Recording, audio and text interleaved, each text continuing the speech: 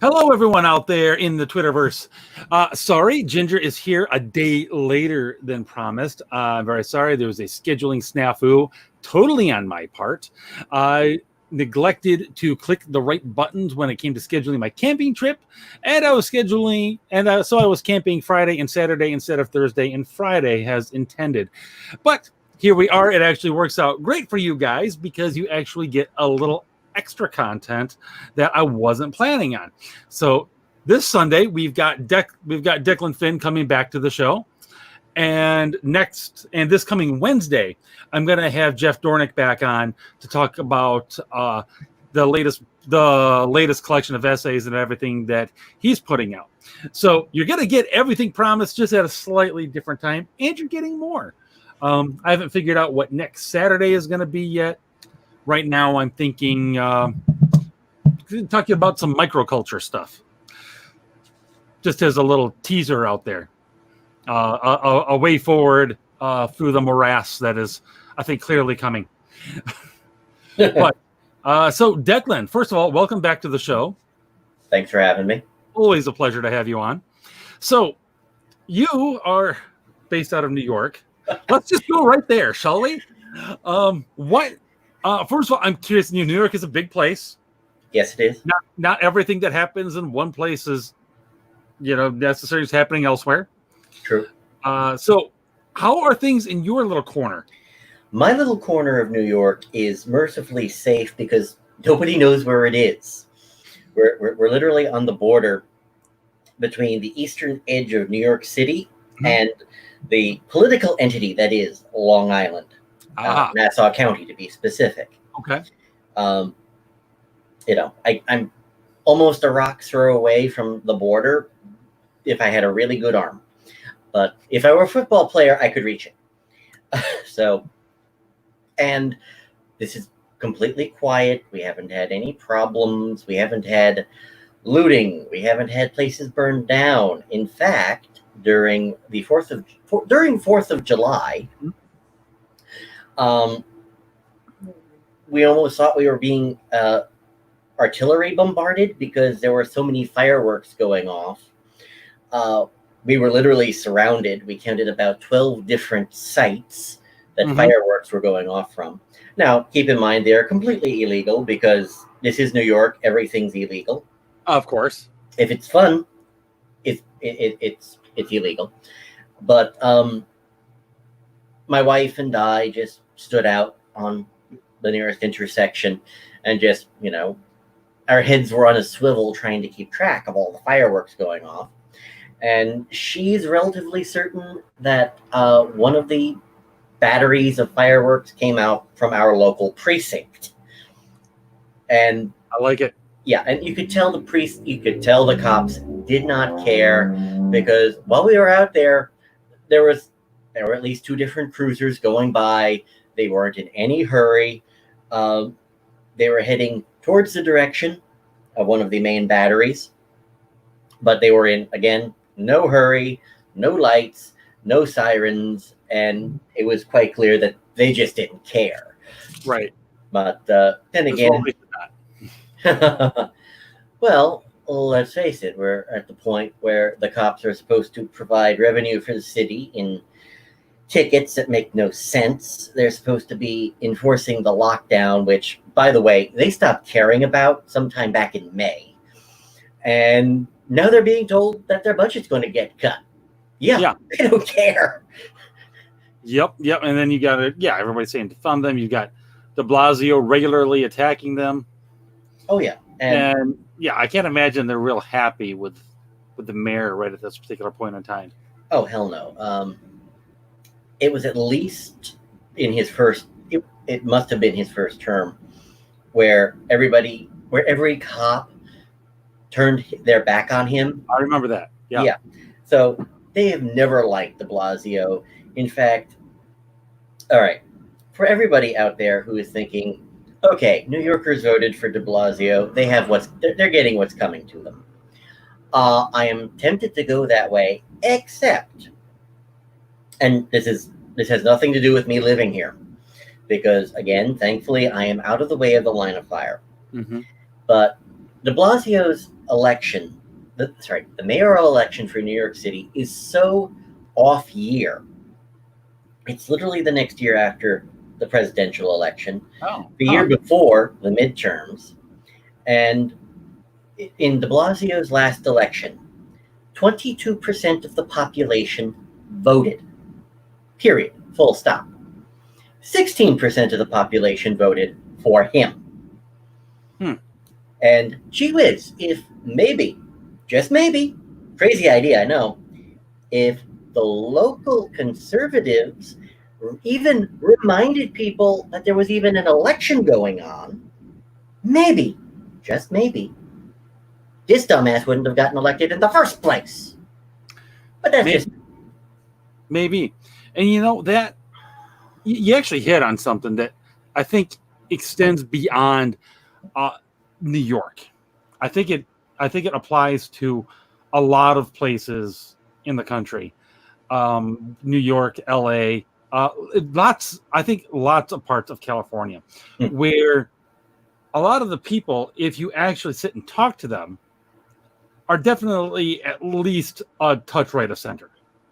Oh yeah. You know, probably not as, far rabid right wing as like you and I. I doubt that, but I'll bet you they're a lot more right than the people who vote for AOC. Oh yeah. For example. But for whatever reason, I don't understand it, they don't show up to vote. Maybe it's because I'm spitballing here. I think there's an awful lot of blue collar people that grew up voting Democrat because they were the party of the little guy, sort of thing, or or their parents were that blue collar worker, and so they have a default preference for them. But if you actually drill down to them and what they believe on anything these days, they're definitely not in line with the Democrats at all on pretty much anything. Yeah, and there are multiple factors to this. When you consider, there is one story Donald Trump Jr. has told. Yeah. I tripped over one of his presentations at the Ronald Reagan Center on C-SPAN 2 because I'm one of these nerds who goes like, wait, C-SPAN 2 has something called Book TV on the weekends? Click. I got to set my TiVo for that. Yep. And Don Jr. told the story about how he went out to Valentine's Day to a restaurant on the Upper East Side of Manhattan. And he went in, he only went out because his wife wanted to go. And he's going out throughout the entire dinner, looking around, wondering when somebody is going to jump out and start heaping abuse on him. Because this is Manhattan and he's Don Jr. Right. And on his way out, somebody steps in front of him and he's thinking, here we go. Yeah. And the guy stopped him and said, we wanted to thank you and your father for everything that you've been doing for the country. It's been very refreshing. And there was scattered applause around them in a New York City restaurant. In Manhattan, no less. In Manhattan. That's fascinating. And the point of his story was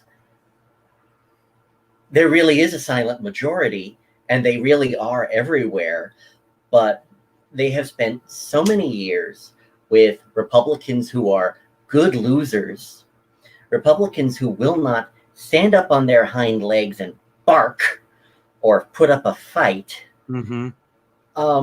And we have just been so used to it for so long that, how many of those right of center out in California have given up? Yeah. How many in New York have given up?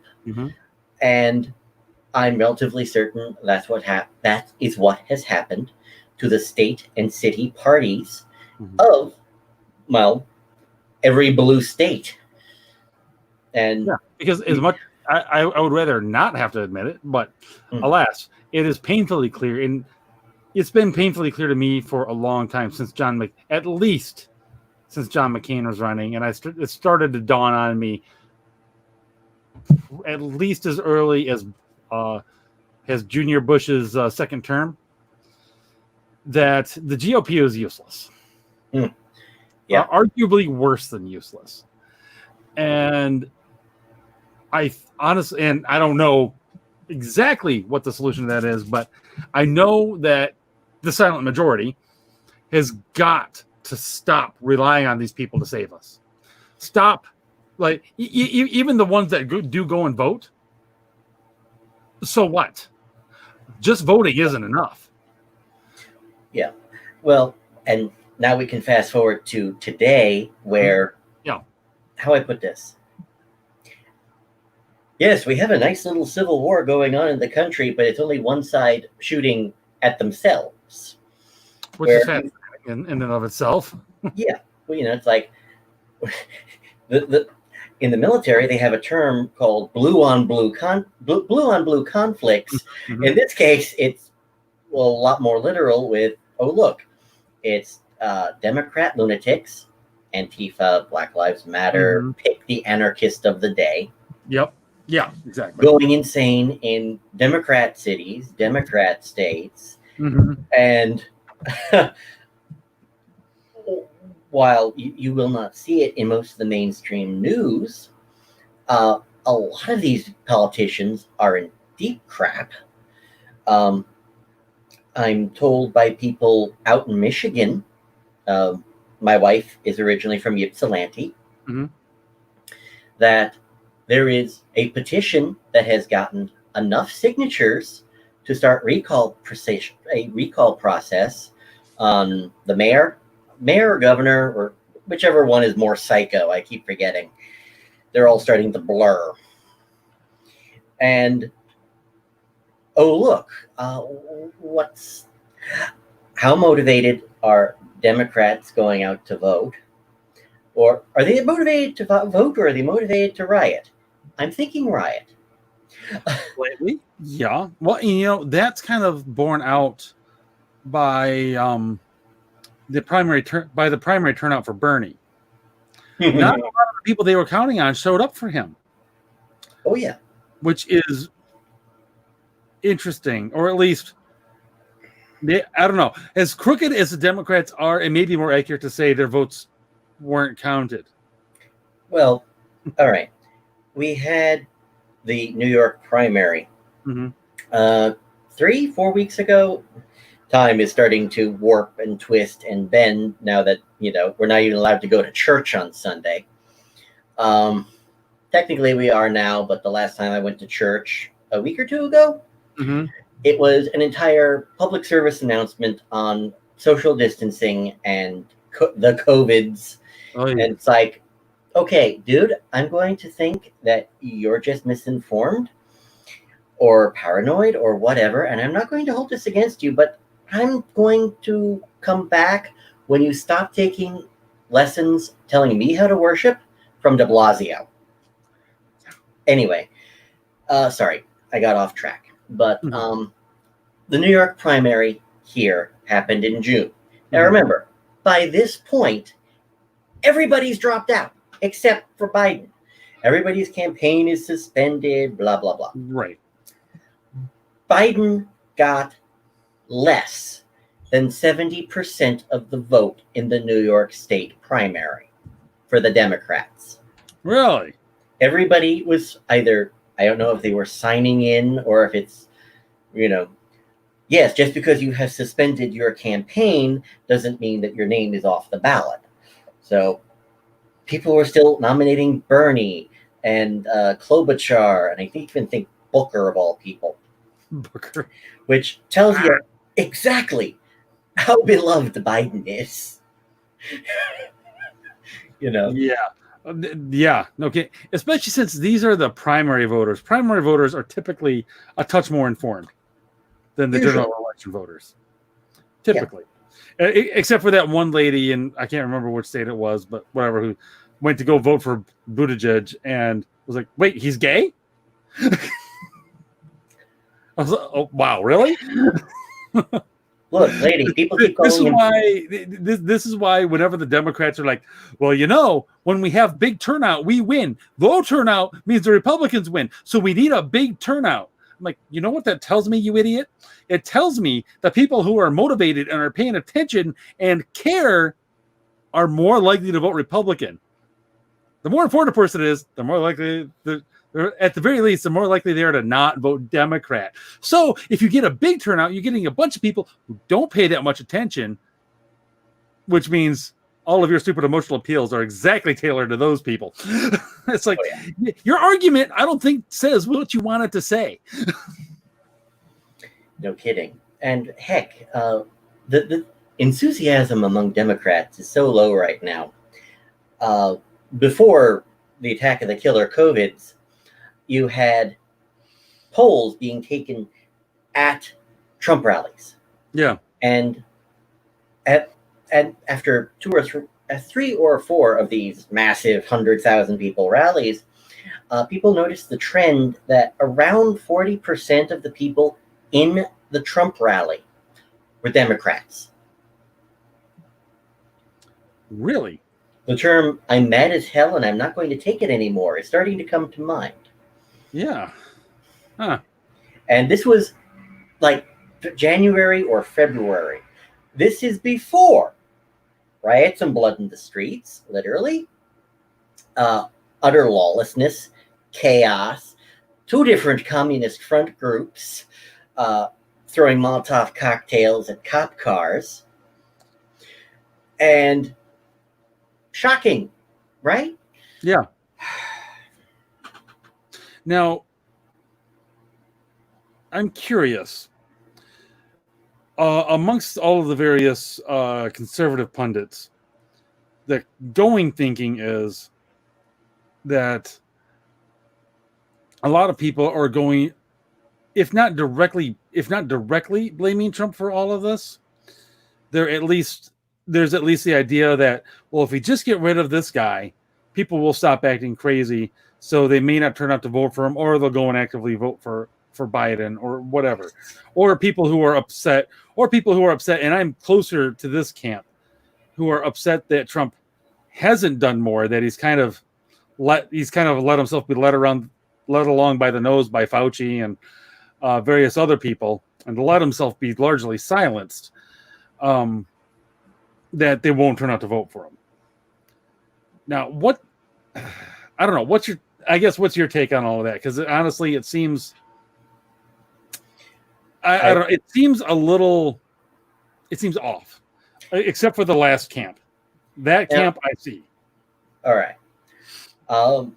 Let's take one camp at a time. I believe the first camp you're talking about are referred to as black pillars, where they're going to lose no matter what. We might as well just give up. These are the people who don't even understand why Trump won in the first place. They don't understand how. They don't understand why. They're not quite never Trumpers, but they still have no idea how to even process Trump. Right. What's that common name for the guy? Cherno bitch. Because, you look down his Twitter feed and it's like, dude, shut up already. And I think part of this goes back to what we were referring to before, where Republicans are such good losers, especially in, the GOP bureaucracy, mm-hmm. Yeah, because they're not even trying to win. And again, guys like Chernovich, Ben Shapiro comes to mind, and a lot of these people are demanding, for example, why isn't Trump going into Michigan or Minnesota? Answer, because that's a state function. He is on the federal level. Mm-hmm. He's staying in his lane. Mm-hmm. All he's doing is standing by and kibitzing, which, oh, look, wait, hold on. We've got a president who understands that the role of the presidency is not to interfere in individual states' rights and, meddle in their affairs, no matter how stupid they are. Mm-hmm. Oh, but it's a sign of weakness. He hasn't called in the National Guard. It's not his place to call in the National Guard. Duh. Somebody look up the rule of law, please.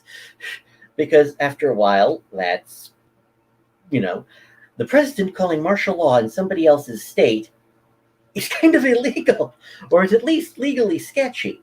I think there is a solid argument to be made for him being able to intervene. Oh, yeah. And I think the biggest issue there, though, is he does his Trumpy thing. Mhm. Like, yeah, to pick an obvious example, which is, very early on when Chaz got set up, when Chaz was established, insofar as that means anything, he very quickly was like, clean this up or I will. I'm like, well, okay, wake me up when you do something about it instead of tweeting. Yeah. Otherwise, shut up. And notice he tweeted, it's again, it's the Trumpy thing. He tweets from the hip, Yep. or the lip, and everybody goes crazy. Everyone in the mainstream media goes crazy about it for 24 hours, Mhm. and that's usually by the time Trump has already moved on 36 hours before.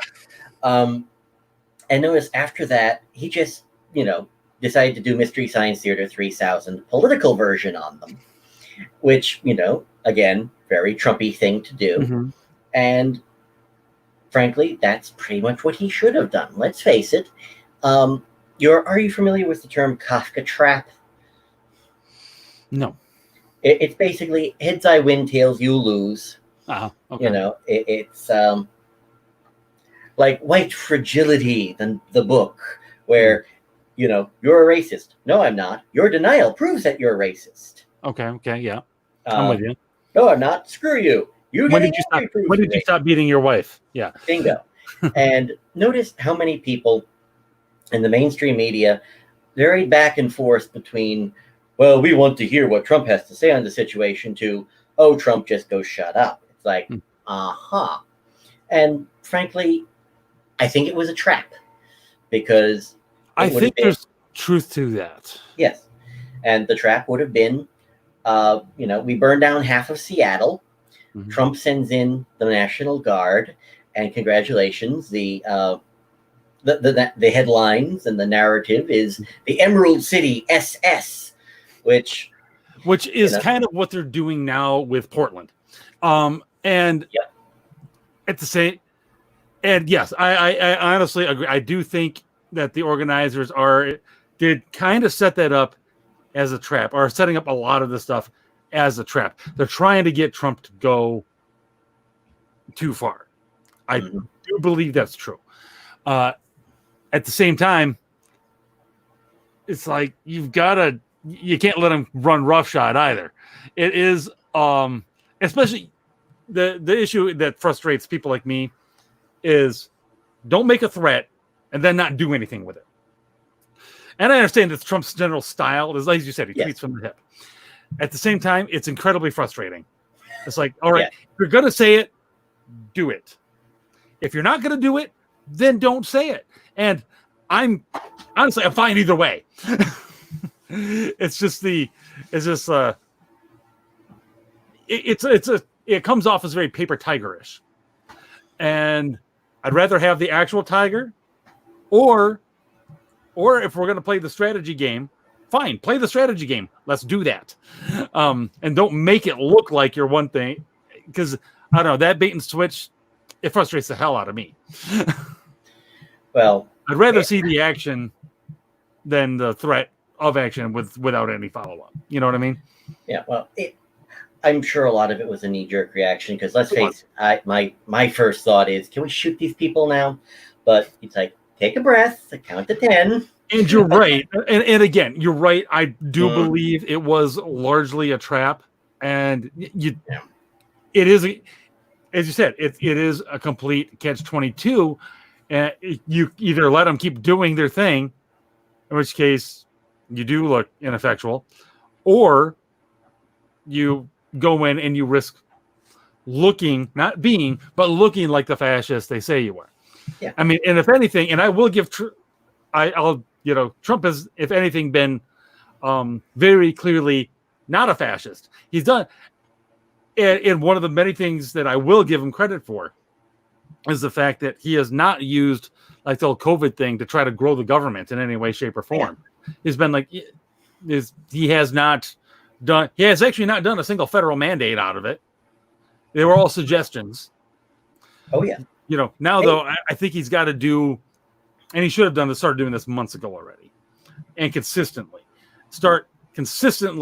federally suggesting that everybody get off their ass and reopen and again be consistent with it, because he started to push it, and then Brian Kemp starts to reopen Georgia, and he's like, well, but not you. And it's like, you're doing what you were just suggesting. Yeah. Well, hey, one of the things. Let me back up. One of the things you said earlier was Fauci leading him around by the nose.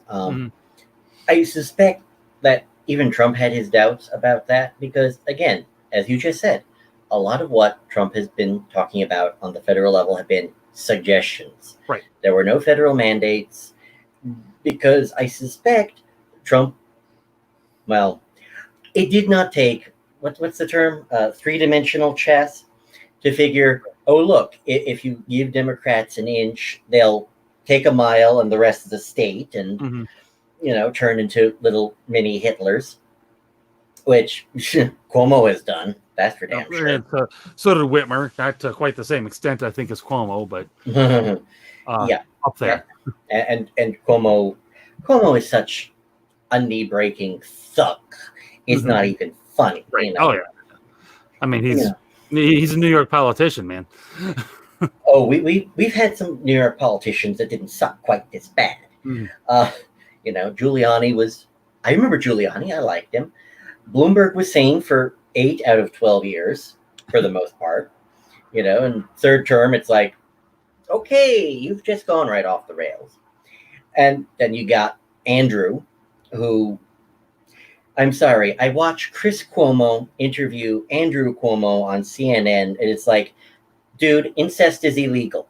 Stop filleting your brother on television, will you? But you got Fredo interviewing Sonny, because if anybody was Michael Corleone in that particular family, it was the father. Yeah. And he personally opposed butt fame. And what I'm waiting for, and what I've kind of been waiting for the last 2 months, maybe even more by this point, I figured lockdown would last about 6 weeks until people started getting pissed off, and then the mayors and governors magnanimously decide, oh, we'll give you the city back. And obviously this hasn't happened. Now, I am used to people being a lot more disagreeable by nature. Finally, it's starting to kick in. When even LA has a 5-hour 4th of July fireworks display that they're setting off privately in everybody's individual homes. When New York is doing it too, you've got the Jews of Brooklyn who said, screw de Blasio, we're going to open our parks with a bolt cutter. It's like, okay, this I expected back in April, May. Right. It's like, better late than never. This is true. Not to mention, I expected more lawsuits. You do have guys like the Thomas More Society suing both Cuomo and de Blasio about the arbitrary and capricious nature of lockdowns and closing churches, but you'll let the riot go on for days on end. Yeah. Which actually reduced COVID, by the way. Yeah. De Blasio talking about how opening the jails have made things safer in New York City. It's like shootings are up 250%. Literally 250%. Yeah, I know. It became Chicago overnight. Okay, we're not getting to Chicago just yet. We have to catch up. And we're trying to catch up. We are. You're getting there really, really fast. I mean, from one of the safest big cities, arguably on the planet, to, Chicago. Like, welcome to Death Wish. Right. Like, I think it was Clavin who made the joke that the next Death Wish movie is going to be a documentary. Too late. Seriously. Trust me, you don't even want to know the various and sundry precautions, or at least contingency plans I'm making out in my neighborhood. Now, again, we're relatively safe. Nobody even knows our neighborhood exists. Trust me, the amount of times I have told people where I live, and they say, "Oh, you mean X place?" Like, no, that's on the other side of Queens. our Legion. Uh-huh. So I technically shouldn't even be making contingency plans. However, Oh no, you should.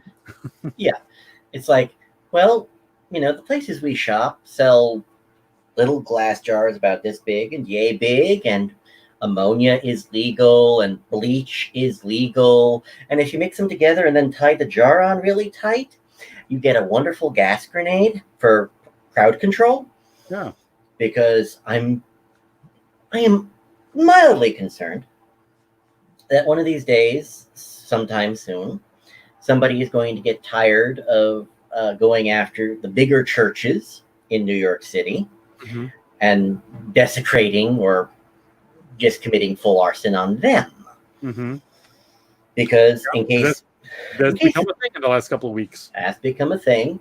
Oh, look, two Marxist groups run riot over the blue states, and Mm-hmm. suddenly we're bringing back church burnings and taking out and desecrating statues. Oh, I'm shocked. Shocked, I say. Who could possibly have predicted such a thing? Mm-hmm. Look, it's bad when in one of my books I burn down my hero's church. This book, by the way, came out in like January or February. So I'm starting to get a little disconcerting. Then again, have you ever seen the movie In the Mouth of Madness? I know the plot, and I'm starting to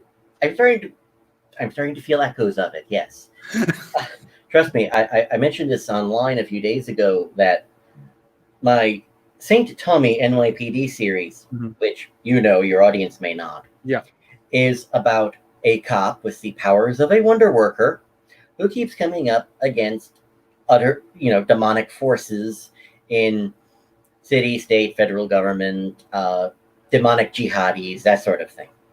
Yeah. And every twisted and evil, contorted, perverted idea I could come up with has, over the past 2 years, become part of the Democratic Party platform. And it's starting to get a little concerning.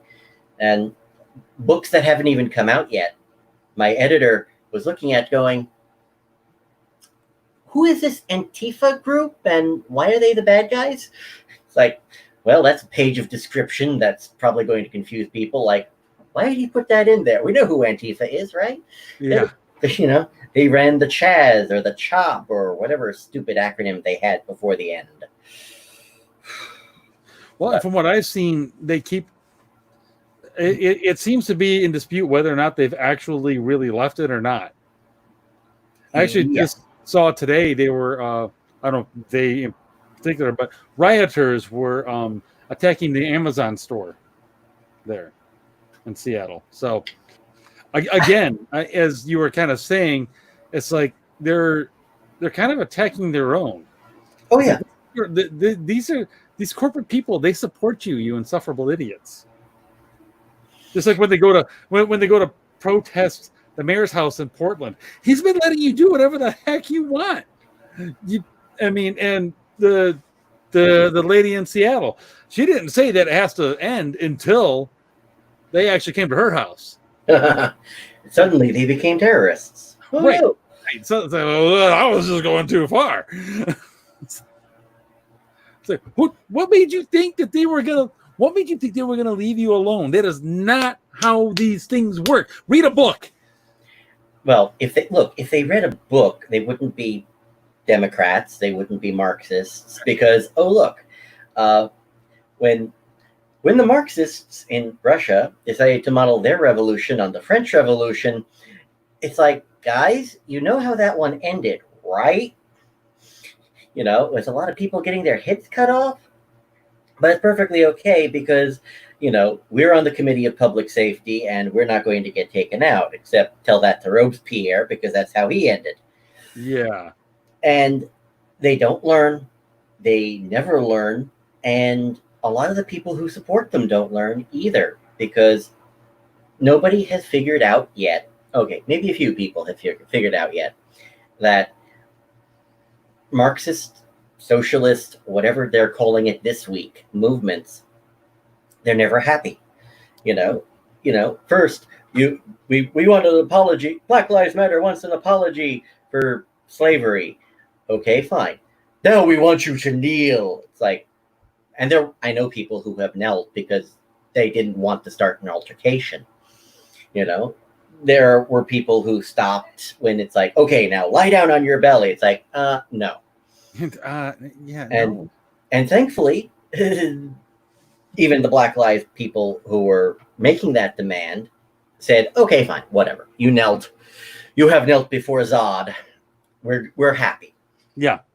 And I'm waiting for somebody to stand up and go, hey guys, quick question.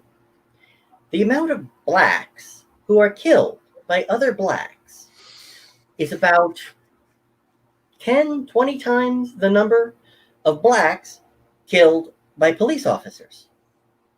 Mm-hmm. So if we think Black Lives Matter, when are we going to address those numbers? The answer is never, because that's not what they're about. Right. They're about racism, which apparently one of the first coinages of the term racism is Trotsky. Really? Yeah. Fascinating. He might share it with one other person, but that's as far as the etymology goes. Is it etymology or entomology? One is the history of words, and one is the history of bugs, and I can't remember which is which right now. Either way. But, so yeah. And the companies who are making these decisions to support Black Lives Matter, they're running on erroneous market research, because once upon a time, way back in the dark ages of the 90s and before, they would find trendsetters. They would find people who were ahead of the curve in terms of style. Right. And they'd have these people issued cameras. They'd go out, they'd take photos of where they went, who they hung with, what everyone was wearing. And they would build photo books around these trends. Mm-hmm. So, of course, like all business bureaucracies, they got lazy, they got cheap, and they decided, we'll just hire 2 or 3 guys to go through social media. Now that we're learning that social media has distinct algorithms to push certain agendas. Mm-hmm. Trust me, if you don't believe me, try following a few right-wing pages and see if you ever get notifications that they make a post.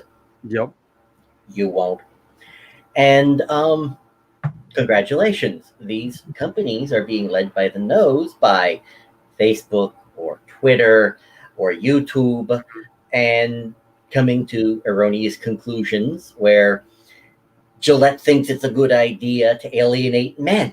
It's like, who else is going to buy your razors, moron? Yeah, exactly. So, it's like, exactly. And now you've got all these idiots pumping out black squares. And, gee, funny enough, after, what's it been, 2 months of the Black Lives Matter BS this time round? Yeah. You're getting people who happen to be black who are going out of their way to disavow or cause trouble for Black Lives Matter in New York City alone. Yep, I was just about to bring that up, but go ahead. Okay. No, you go ahead.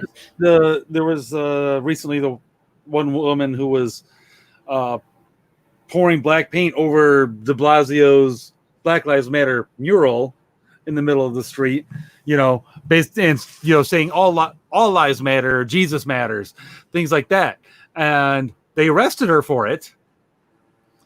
Naturally, and you could tell. I saw some of the video.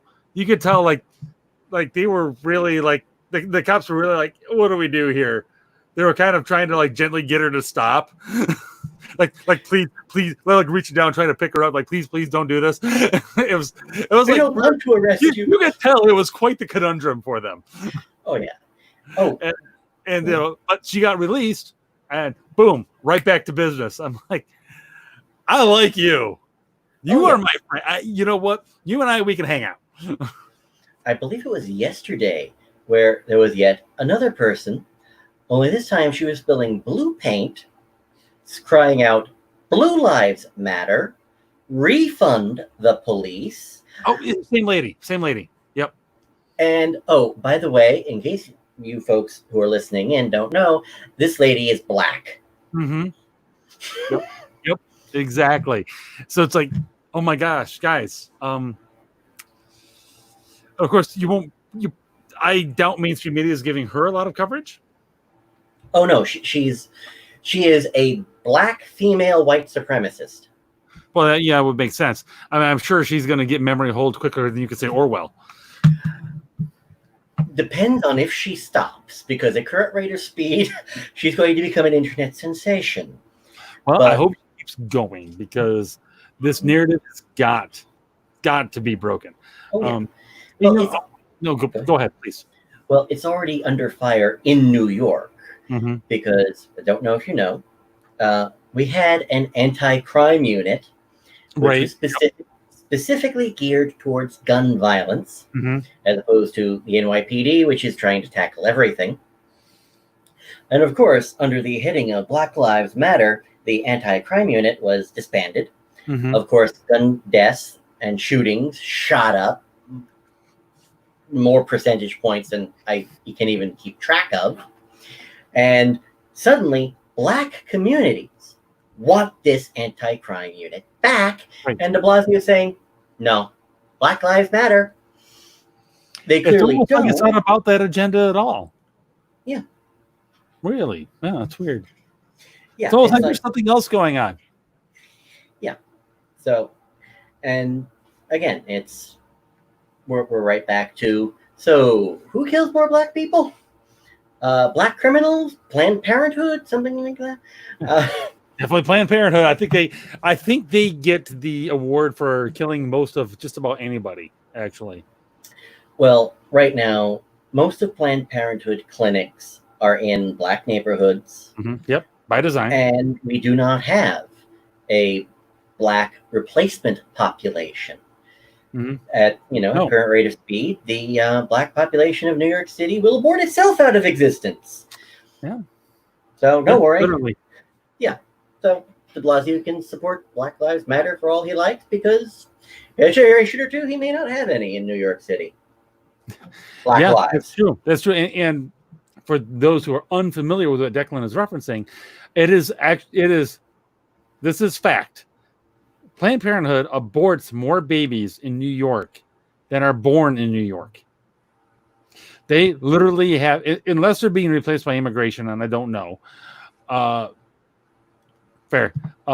Assuming immigration were to not happen, they would have a very, very steeply declining black population in New York City, thanks to the efforts of Planned Parenthood. And again, you heard me say this is by design. This was by design of the founder, Margaret Sanger, that they put those clinics in the poor neighborhoods, specifically so they could get rid of what she described, her words, described as the undesirables, which were referred to as blacks and Jews. I'm pretty sure I saw a quote that right after that, blacks, Jews, and Catholics, actually, because people... And this was back when Planned Parenthood was just about birth control. This was before abortion was mainstreamed. So she was willing to do it with birth control before abortion became like an obvious thing.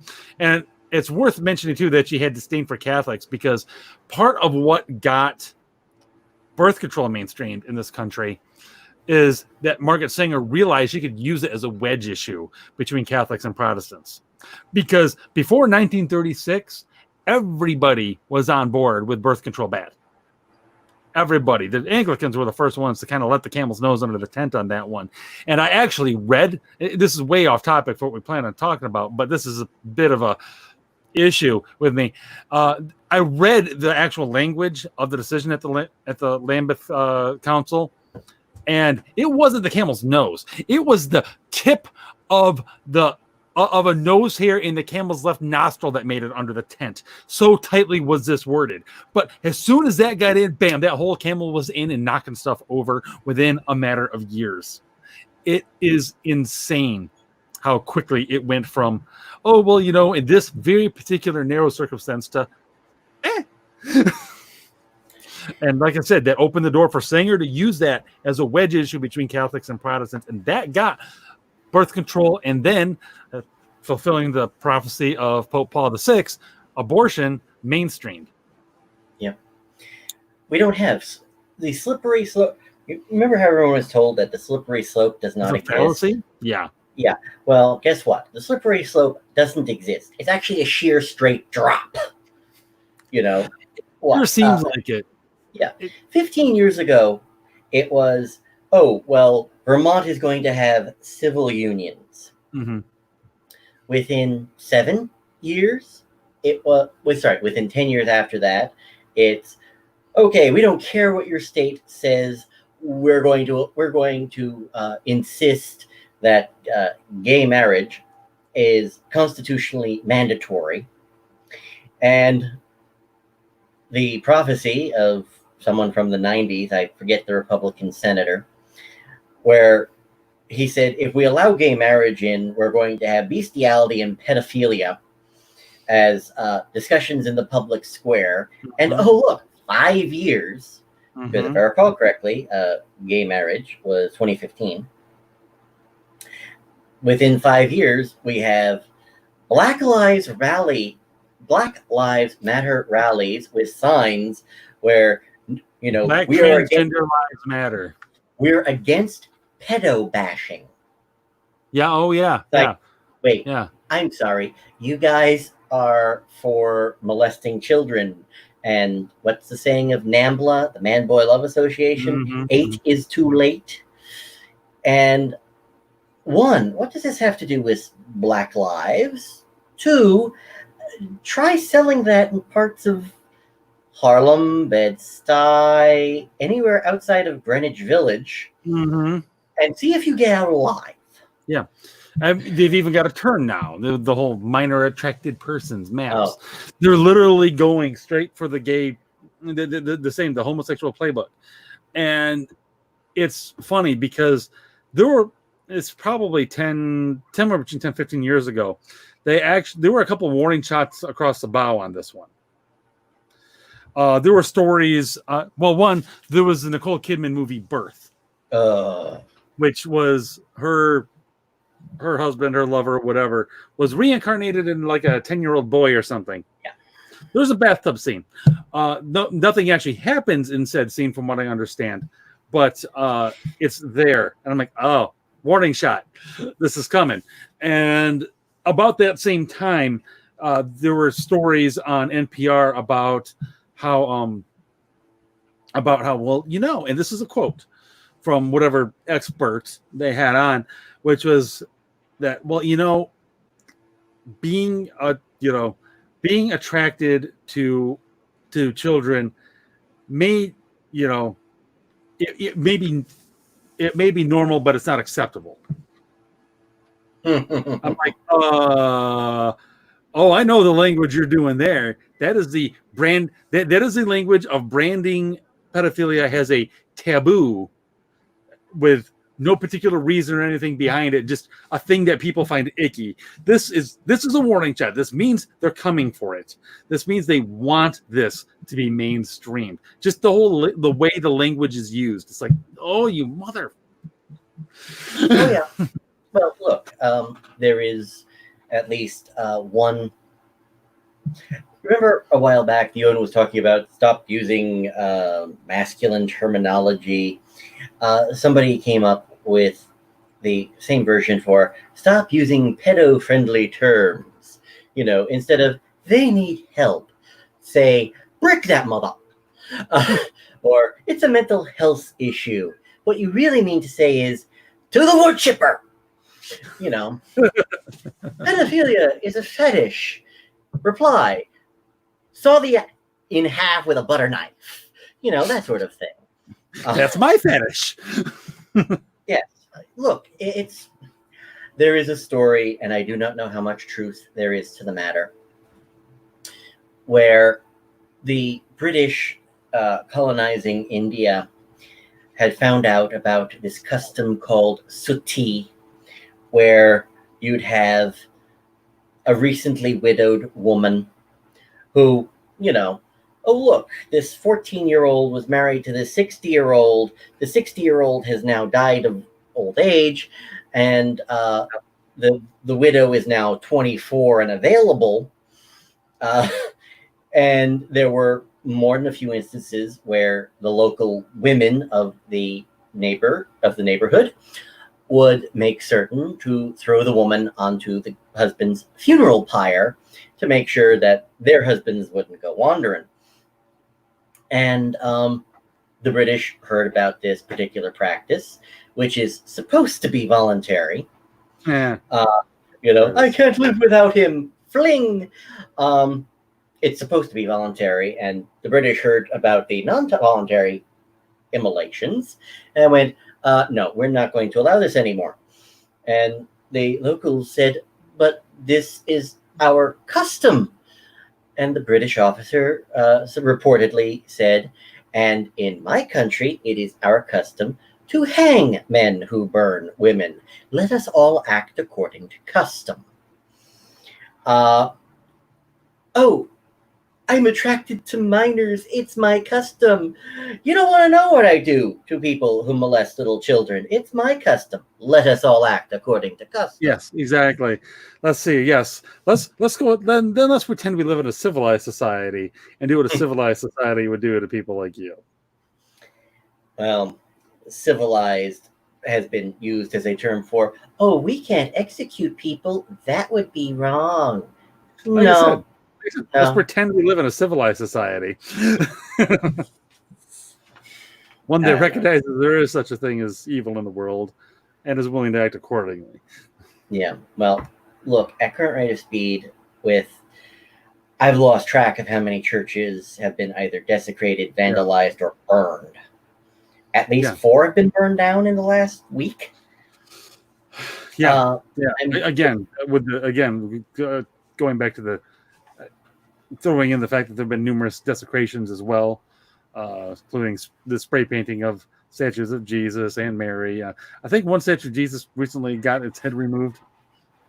Yep. It's like, thanks, Sean King. Yeah.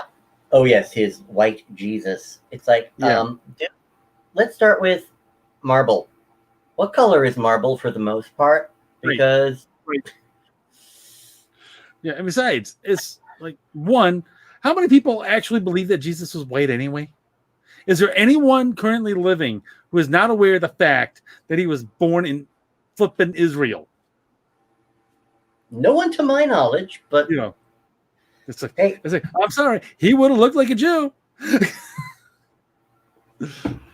Yeah, and sorry, but then again, I was also told recently, well, when I first started writing, and I had been concerned about the Protestants who don't think that Catholics are Christian, I was told that they're not a thing anymore. No, it is. Yeah. Recently, there have been people online talking about how, oh, well, it doesn't matter that these places are being burned and desecrated. They're just Catholics. It's like, yeah. And now, granted, I first saw that particular meme, which concluded with, Johnny's first knife fight, shared by a Protestant who was pissed off at this particular idea. Mm-hmm. But I'm waiting for Christians of the United States to come to the conclusion that, okay, we're going to mend the barricades now. And for those people who wonder how I think that's going to turn out, read my book, A Pious Stand. I went into a lot of that. Ugh. sorry, it just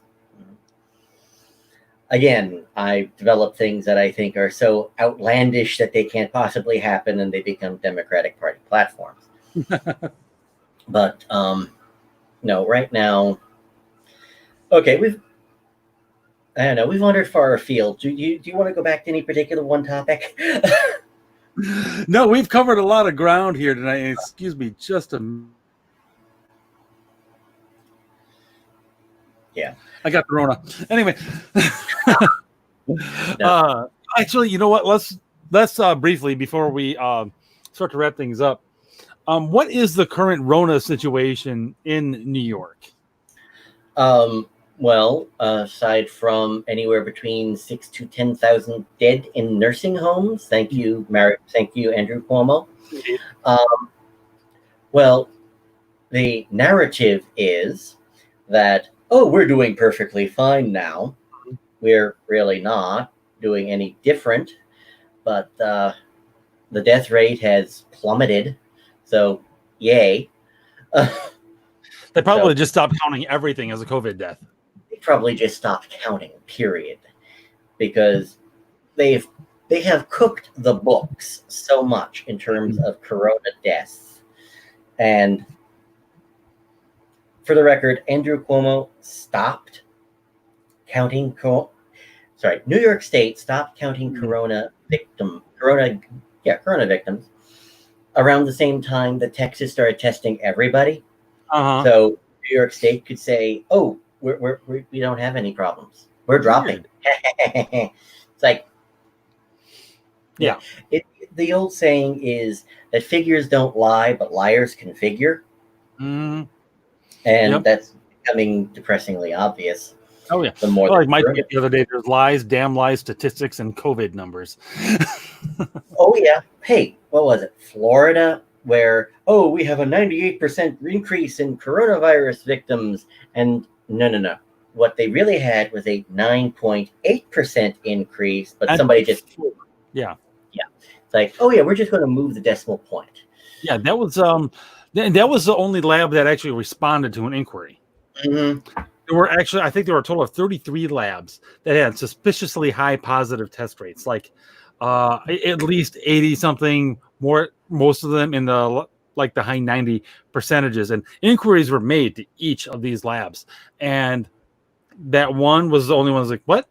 No, it wasn't 98. It was like 9.4%. What are you talking about?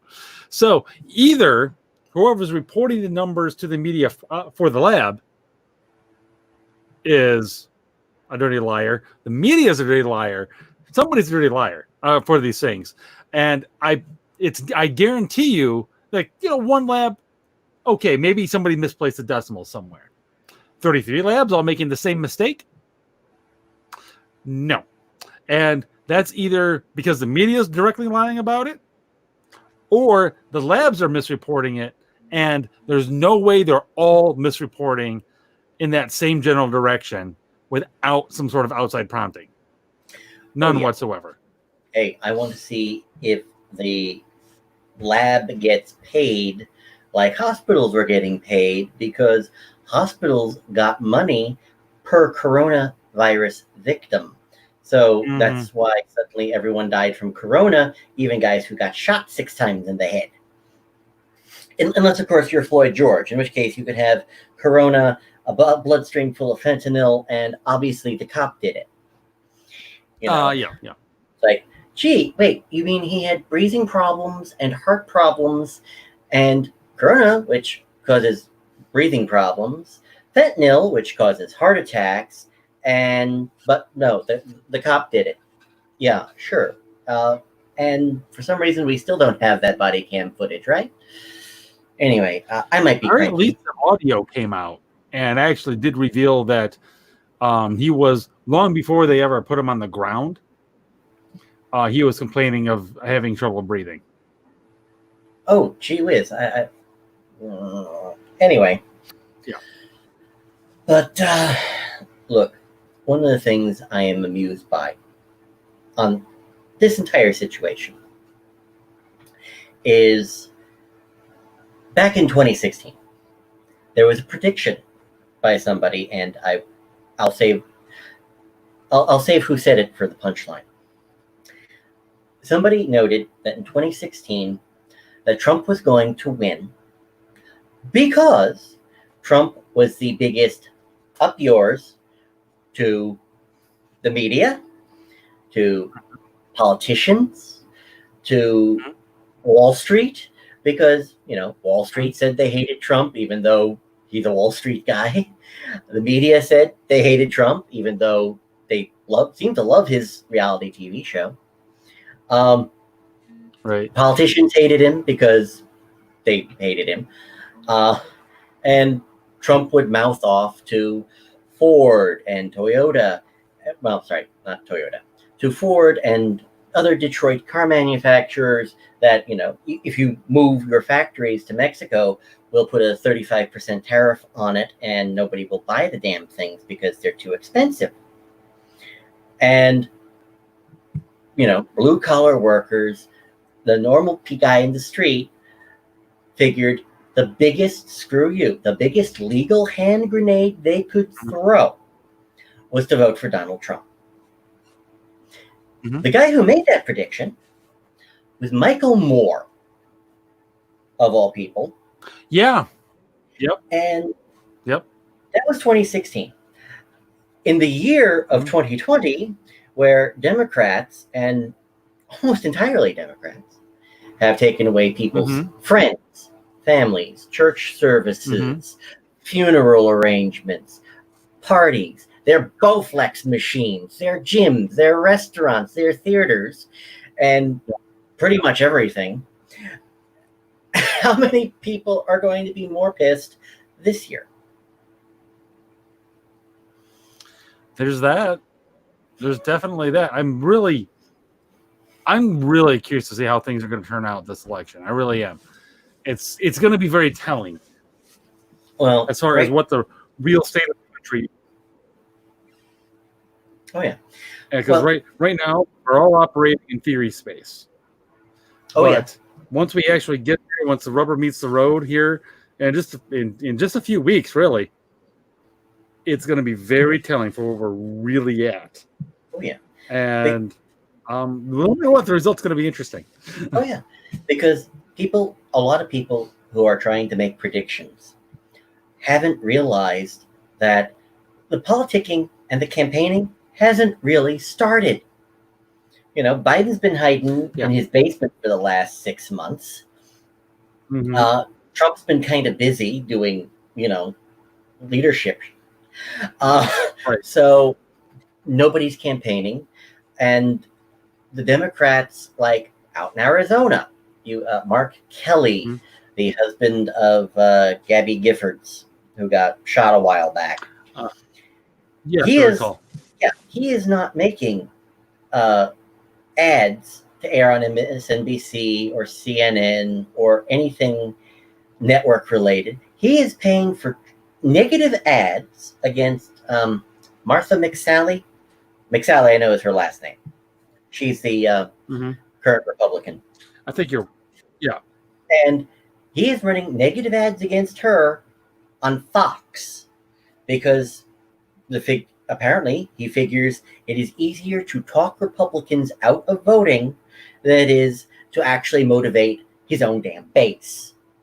Because why would they be motivated to do anything lately? They're motivated to go burn stuff. Right. But I want to see. That's very interesting. I want to see how this turns out when the actual campaigning starts. I want to see what happens once Biden picks a vice president candidate, because everyone's going to be looking at that one going, okay, so this is the person we're actually voting for. And if it is not, see, I don't believe. Here's the thing. I don't believe that at all.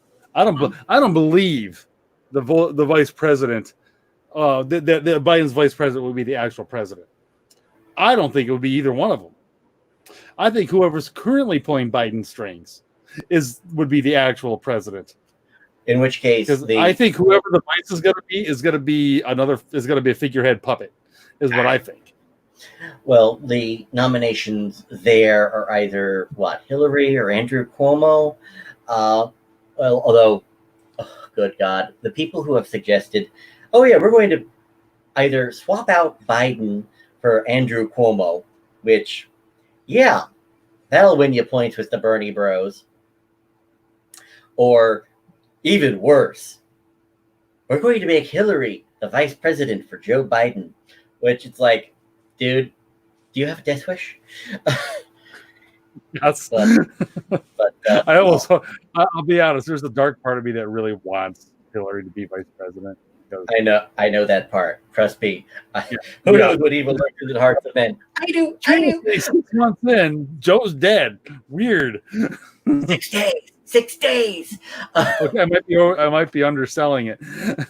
But yeah, and I have to ask, between you, me, and whoever else might be listening in, is this starting to look like elder abuse to you? Every time Joe Biden starts talking from his basement, it's like, Joe, are you all right?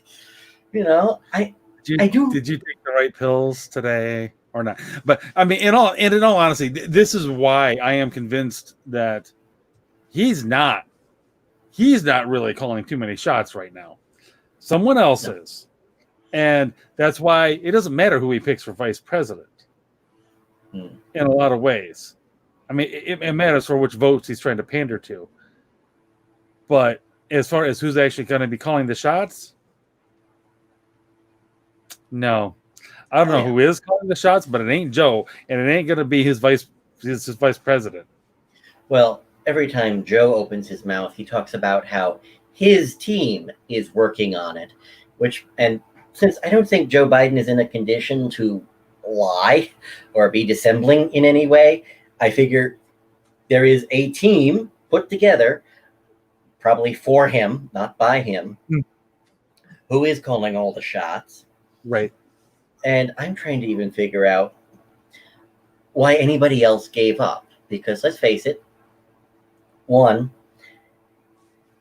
any of, our 24 candidates for the Democrat, for the presidential nomination, any one of them could have been a sock puppet.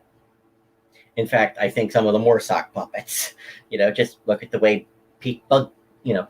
Mayor Pete, So did the words line up with his mouth every time he started talking?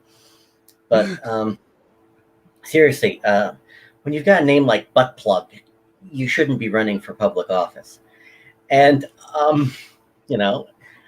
and I like how almost everybody fell apart after they dropped out. I don't know if they magically saw things coming or it just worked out that way.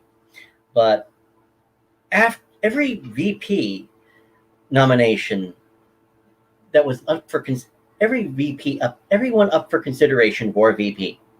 Amy Klobuchar, she got jettisoned 5 minutes after Floyd George died because she declined to prosecute the cop who, knelt on his back. Congratulations. Yeah. I thought that was really interesting when the George Floyd thing came up, and that it was that. Wait a minute, really? Klobuchar was involved in this. Well, you don't get to be VP. Heels Up Harris, Kamala, where she heels up. Yeah. I like it. All right. Yeah. When she, her prosecution record in California is, gee, you prosecuted a lot of black people. And, oh, by the way, you're not black. You're something Indian, Trinidad, some combination of the two. Yeah, whatever. Yeah. Whatever she is. I don't know. So she's, Klobuchar is gone. Heels Up Harris is gone. Cory Booker was never an issue because Cory Booker. Seriously, I have problems with a politician who's got eyes like Marty Feldman from Young Frankenstein, where one eye is going this way, the other eye is going that way. It's like, dude, who are you, Peter Falk? Tammy Davis Jr., you're not. Yeah. And so, look, it's so bad right now. that there are people who are actually honest to God suggesting Meghan Markle for VP. It's What? like, wait. Even I was taken aback. It's like, wait, what? She doesn't even I know love this idea. Yeah. And the theory behind the rumor is, yeah, she'll get 2 years of experience, maybe 3. He'll step down, she'll run, blah, blah, blah. I don't give it too much credence, but things are going so badly in New York right now. Even I'm considering the desperate option of running for mayor. That's not even a joke, you know. Why not? Yeah, well, if de Blasio can get in, anybody can get in.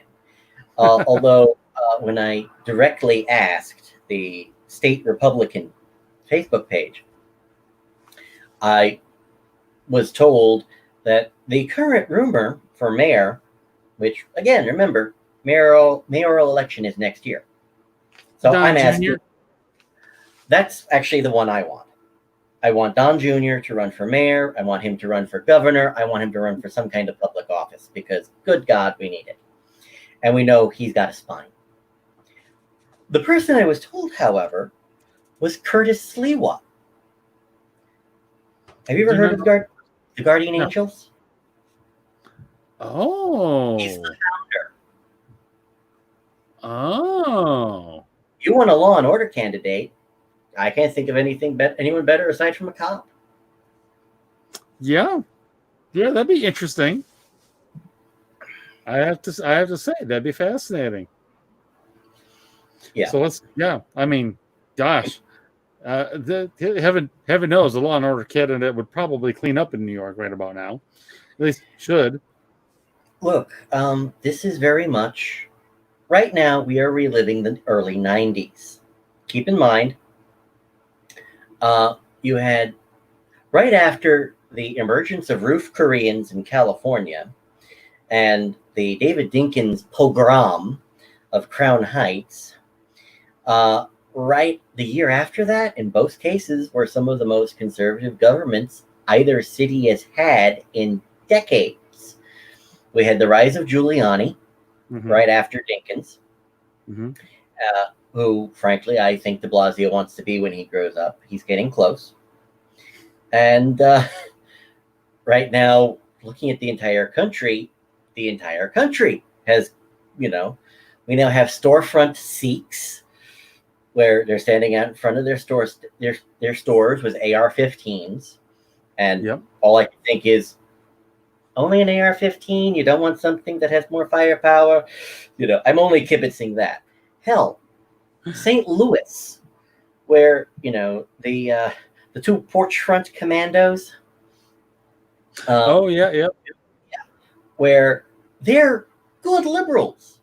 They're good lefty lawyers. As it turns out, that was actually a different couple of the same name. Yeah. The McCloskeys are not. The McCloskeys, the at the very least, the McCloskeys are not those McCloskeys. Huh. As it turns out. I can't remember which show he was on, but he's doing an interview. It might have been with Knowles, actually.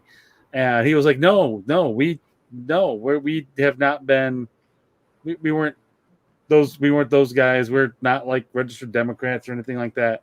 They may or may not have actually put out a statement supporting the general cause of Black Lives Matter. I'm not sure if that part is true or not, but I'm pretty sure that they probably, if that was them, I'm willing to bet their tune has changed anyway, given the whole thing that they're apparently likely to be indicted. Although I saw that a few days ago, that still hasn't happened. So I'm willing to bet that there's been enough public pressure, and also from the governor, who has said that, yeah, if you guys charge him, I'm going to pardon him. Or at least I'm probably going to. Well, I know a court order had forced the cops to take away at least the AR-15. And I got an email the next day from one gun store or another saying, yeah, St. Louis took away the guy's AR-15. We gave him one for free. Yep. Yeah, I heard about that. God, for good business management, and that's probably the best advertisement I've seen in a while. Yeah. But we now live in. Keep in mind, we live in a day and age where Californians are mobbing their gun stores and are pissed off that, what do you mean I can't leave the store with my gun right now? What do you mean I can only buy one gun at a time? Wait, I thought this was easier to get than Sudafed. Like, yeah, if you listen to MSNBC, you idiots. Mm-hmm. If you only want to buy one at a time and you don't have anything on your record and you don't have a bunch of draconian laws in your state, yeah, you can walk in and you walk out of one in about an hour. If you're lucky.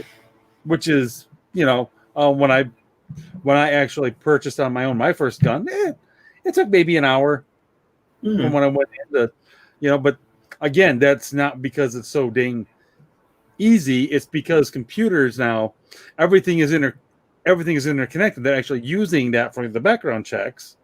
And so a background check that once did take days because there were phone calls and actual mail that had to go through and everything, now takes minutes. It's not any less thorough. It just is very fast because of technology now. So yeah, in Michigan, I could walk into a gun store, and I can plop down my money, and I can walk out with one in an hour, easily. Probably more now that I've bought a couple. Now that said, if I want to buy more than one in a month, if I remember correctly, you've got to do some extra paperwork. Okay. So it may take an hour and a half if you want to buy more than one in a month. Yeah. But even so, it's not. I can buy as many boxes of Sudafed as I damn well please. Exactly. Hey, in New York, the law used to be that you could walk into a gun store and actually walk out with a long gun of some kind without needing permits and licenses, etc. Yep. And of course, you can't do that anymore either. Same. I actually had to do paperwork for when I went in and bought a 22.